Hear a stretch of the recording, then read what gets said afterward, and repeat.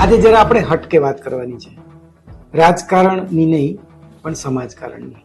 Supreme કોર્ટમાં એક સુનાવણી થઈ. એક મહિલાએ એના પતિ પાસે કરોડો રૂપિયાનું ભરણ પોષણ માંગ્યું, BMW ગાડી માંગી, ફ્લેટ માંગ્યો.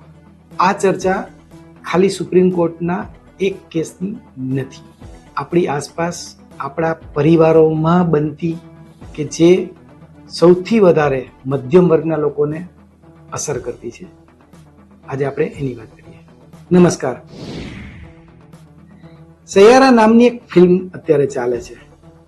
આ ફિલ્મમાં બે પાત્રો છૂટા પડે છે અને પછી એકબીજાને પામવા માટે જે કરે છે એની વાત છે. આ ફિલ્મની પડદાની વાત છે. વાસ્તવિક સ્થિતિ એવી છે કે જે સુપ્રીમ કોર્ટમાં કોર્ટ રૂમમાં જે થઈ રહ્યું છે.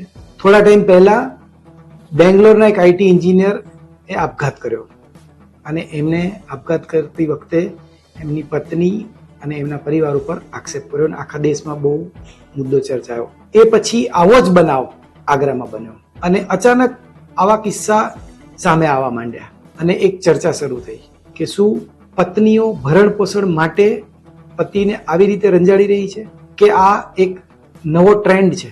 આપણે આ બાજુ કે આ બાજુ એવું નક્કી નહીં કરી શકીએ, પણ જે અત્યારે થઈ રહ્યું છે એની આપણે વાત કરીએ.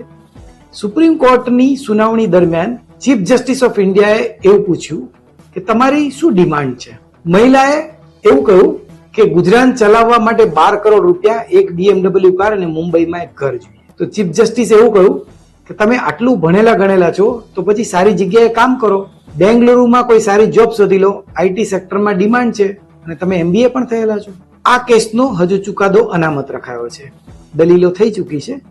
હવે અદાલત શું ચુકાદો આપે છે, કેવી રીતે નક્કી કરે છે, એ હવે આપણને આવનારા દિવસોમાં ખબર પડશે.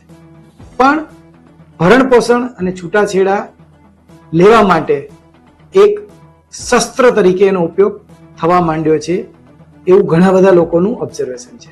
કોર્ટ એમાં આખો વિડિયો જોવા માટે ડાઉનલોડ કરો દિવ્ય ભાસ્કર એપ.